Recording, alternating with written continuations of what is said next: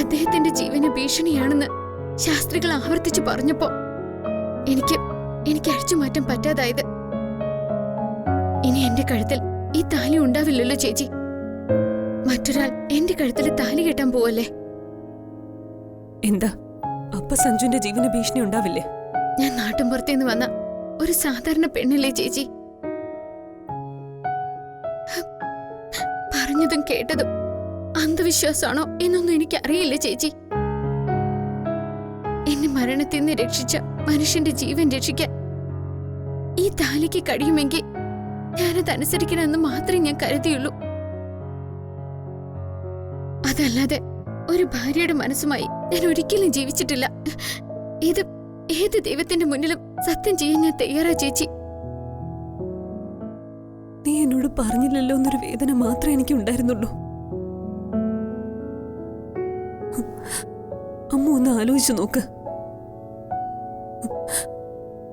സത്യം അറിയുന്ന 2 പേർക്കിടയിൽ ഒരു പമ്പര വെട്ടിയെ പോലെ ജീവിക്കേണ്ടി വരുന്ന ഒരാളുടെ അവസ്ഥ.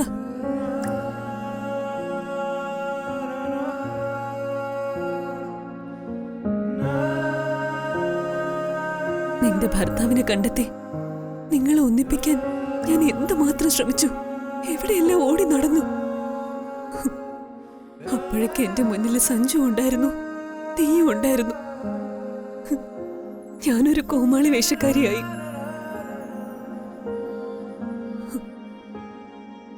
നിനക്കത് പറയാൻ കഴിയില്ലെന്ന് കരുതാം. നിന്റെ ഭാഗത്തുനിന്ന് നോക്കിയാ അത് ശരിയോ?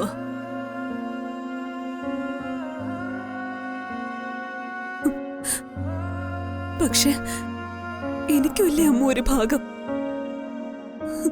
നിന്നെ സഞ്ജുവിനെ ഞാൻ എന്റെ ജീവനെ പോലെ സ്നേഹിച്ചു.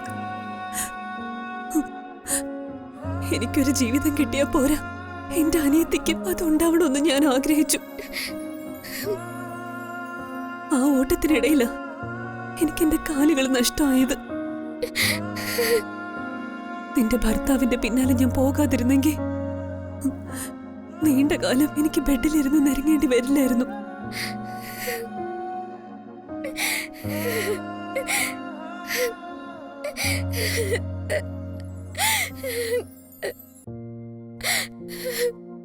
നിന്റെ കഴുത്തിൽ താലി കെട്ടുന്നതിന് മുമ്പോ താലി കെട്ടി എന്റെ മുമ്പിൽ കൊണ്ടുവരുവോ സഞ്ജു ചെയ്തെങ്കിൽ ഞാനത് അംഗീകരിക്കുമായിരുന്നു.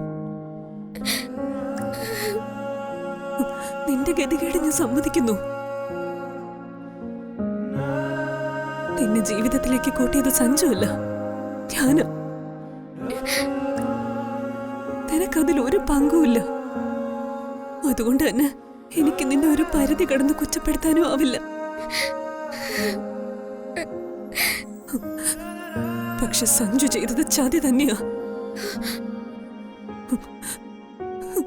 ഒരു ഭർത്താവും ഭാര്യയോട് ചെയ്യാൻ പാടില്ലാത്ത ചതി.